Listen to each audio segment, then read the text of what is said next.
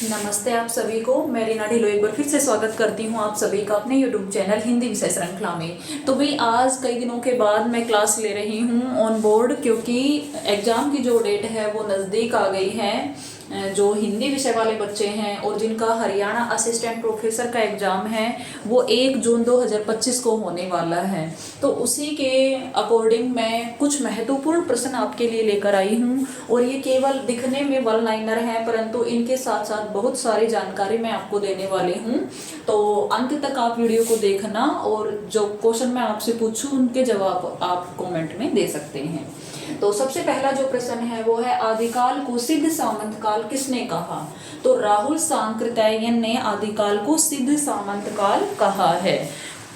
जो आदिकाल की समय सीमा है वो 1050 ईस्वी संवत से 1375 ईस्वी संवत है, और आदिकाल नाम डॉक्टर हजारी प्रसाद द्विवेदी ने दिया था।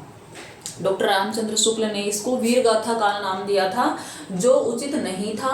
हजारी प्रसाद द्विवेदी ने आदिकाल कहा था, और आदिकाल को सिद्ध सामंत काल राहुल सांकृत्यायन ने कहा था। अब मैं आपसे पूछती हूँ, किन किन विद्वानों ने आदिकाल को चारण काल कहा है? ठीक है, ये आप कमेंट में मुझे बताएंगे।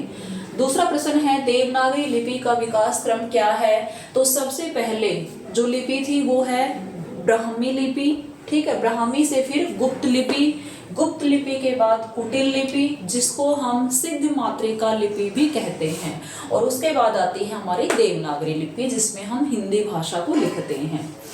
प्रश्न नंबर 3 है, हिंदी भाषा का विकास क्रम क्या है? सबसे पहले वैदिक संस्कृत, जिसमें हमारे वेद लिखे गए। कहा जाता है कि ब्रह्मा ने, जो ईश्वर हैं, देव हैं हमारे ब्रह्मदेव, उन्होंने वेद लिखे थे। 4 वेद हैं, वो वैदिक संस्कृत में हैं। उसके बाद आती है लौकिक संस्कृत। लौकिक जो मतलब लोक व्यवहार की जो भाषा थी, उसमें रामायण महाभारत लिखी गई, वो लौकिक संस्कृत थी। पाली, जिसमें महात्मा बुद्ध ने अपने उपदेश दिए थे, वो पाली भाषा थी। प्राकृत, जिनमें जैन आचार्यों ने अपने उपदेश दिए, वो प्राकृत भाषा थी।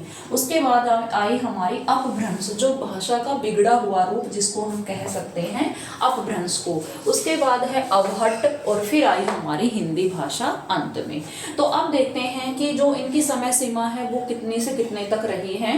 तो जो हमारी हिंदी है वो 1000 ईस्वी के बाद स्टार्ट हो गई थी। और माना तो जाता है कि 9वीं से 11वीं शताब्दी तक अपभ्रंश और अवहट्ट थे, परंतु इनका जो व्यावहारिक रूप है वो 14वीं शताब्दी तक हमें देखने को मिलता है, क्योंकि हम विद्यापति को पढ़ते हैं। विद्यापति की जो कीर्ति लता कीर्ति पताका है वो अवहट्ट में है, तो 14वीं शताब्दी तक हमें इनके ग्रंथ देखने को मिलते हैं।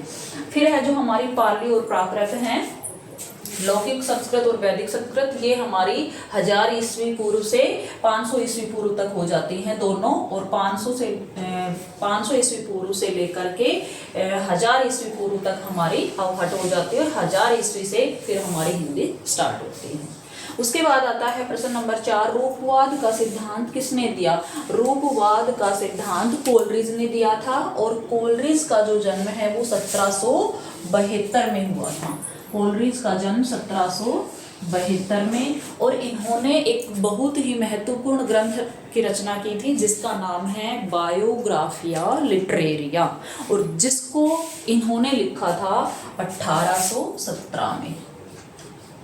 तो ये कुछ 4 प्रश्नों के माध्यम से मैंने थोड़ी जानकारी आपको देने का प्रयास किया है। देखती हूँ इस वीडियो पर कितने कमेंट आते हैं, कितने लाइक आते हैं, सब्सक्राइबर आते हैं, उसी के अनुसार फिर मैं डे बाय डे अपनी क्लास को लेकर चलूँगी। ये हमारी है क्लास 1, तो इसको मैं डे 1 नाम दे देती हूँ। इसी के अनुसार हमारी आगे क्लास चलेंगे। आशा करती हूँ जानकारी आपको अच्छी लगी होगी, और अच्छी लगी है तो आप वीडियो को लाइक और चैनल को सब्सक्राइब करना ना भूलें, क्योंकि आपको सिलेक्शन पाना है। धन्यवाद।